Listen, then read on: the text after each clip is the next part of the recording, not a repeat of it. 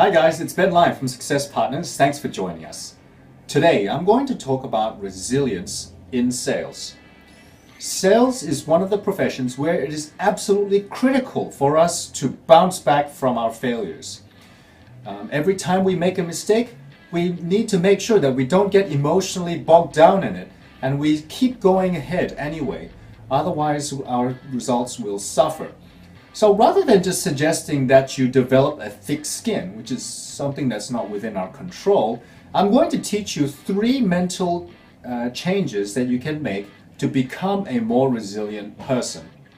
My first tip for you is to see mistakes as lessons and not as a person. One of the biggest mistakes we can make is to think of ourselves as a failure. You see, failure is an action. It's something that you do. It is not who you are.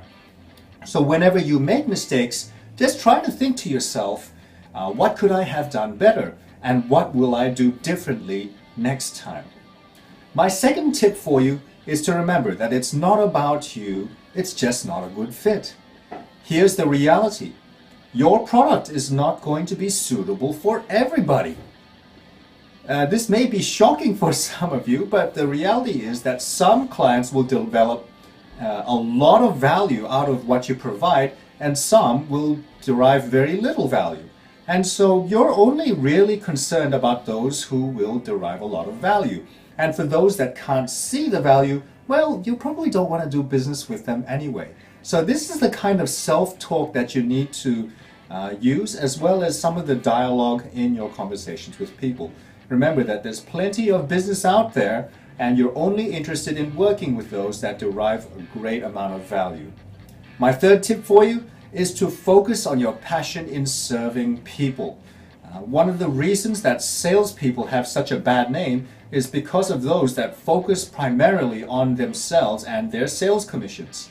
If you are truly focused on serving others, people will get a sense of your sincerity and your desire to help them, and they'll be much more willing to do business with you. But if they're not, then well, you're not particularly worried, because all you want to do is to serve people. You don't particularly mind if they don't want to be served in the first place. That's completely fine.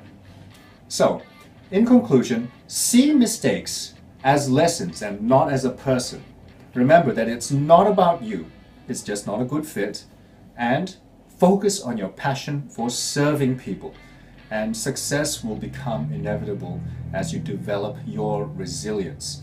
This is Ben Lai from Success Partners, and remember that integrity plus skills equals success.